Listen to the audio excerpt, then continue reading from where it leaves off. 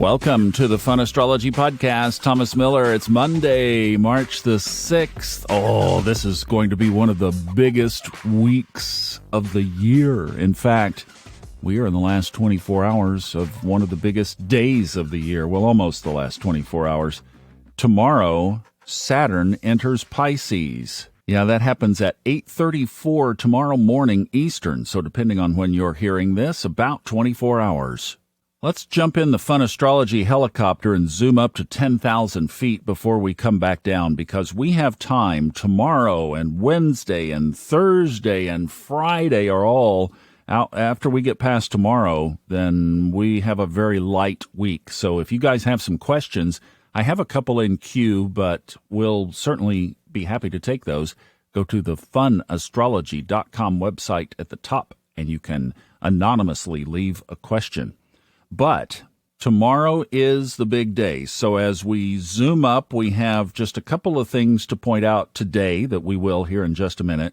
Tomorrow, full moon, that happens at 7:40 a.m. So tonight is your best moon. If you want to see it in its fullest, probably that would be tonight. Either tonight or tomorrow night. We're in that about 12-hour straddle on the moon. So that's that. And then Saturn enters Pisces tomorrow. Big, huge shift of energy.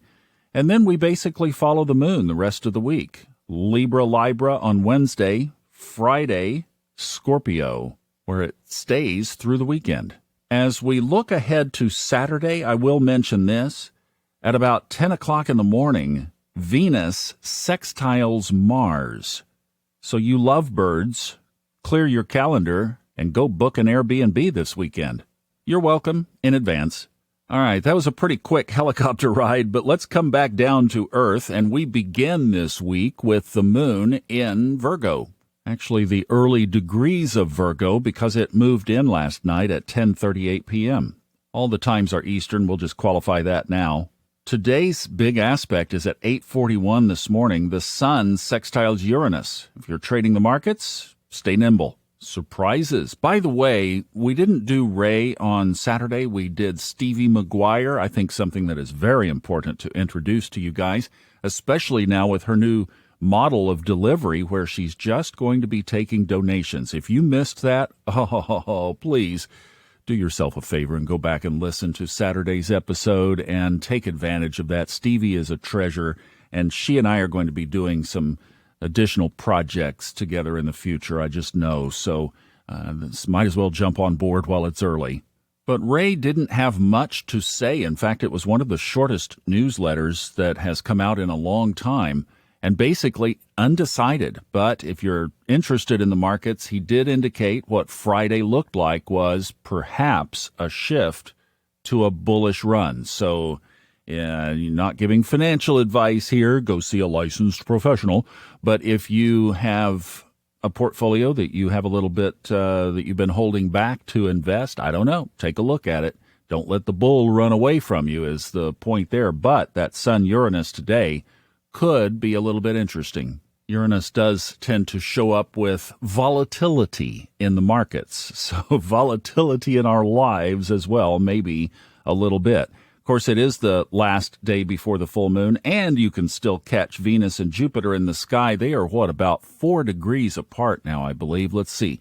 13 degrees, 6 minutes. Jupiter, 17 degrees, 20 minutes. So, 4 degrees and just a wee bit apart right now in the sky. Still a beautiful display right at sunset. Oh, my goodness, it is awesome. I got to see it for the first time on Saturday night. I had been under a canopy of clouds since the aspect was direct, but got to see it and just looked up there and winked at those two and said, "Bless me, please, bless me. I am open to receive." So if you are having an issue in your life where you would like the universe to smile favorably on you, go stand under that aspect if you can see it and just wink up at the universe, wink up at the sky, wink up at God, at Source, and say, "I'm open to a blessing." Let's talk about tomorrow briefly, and then we'll elaborate more tomorrow. 8:34 in the morning Eastern Time, Saturn moves into Pisces. Saturn has been in its own ancient sign, of Aquarius. At least Aquarius is no more ancient than the other signs, but Saturn was the ruler of the sign before we found Uranus. It's been in there since December of 2020. There are a lot of interpretations we could make about Saturn in Aquarius with 2020 hindsight, but one of them that comes to my mind is obviously these shakeups in the collective. There are so many things in so many areas. And in a way, Saturn was almost a precursor to what's going to happen next year when Pluto fully moves into Aquarius. But a lot of these shakeups, and what I would suggest is go back in your mind over the last couple of years, since December 2020, and think about the differences of things today versus then, particularly perhaps related to the collective, Aquarius, or technology, Aquarius. And just think of what's different today. How has Saturn impacted that? Remember, Lord Karma. So we are talking changes in the collective, not as positive. And then think back in your own life of what has transformed or morphed today. Who are you versus who you were back then? Especially if you are conscious, because we are moving into the sign of consciousness tomorrow morning. And this is a great point to just let you think about that, and we'll come back and talk about it tomorrow. Thank you so much for listening. I love you guys. This is the podcast where we say I love you to each other openly, and we smile when we do. Have a great day. See you tomorrow.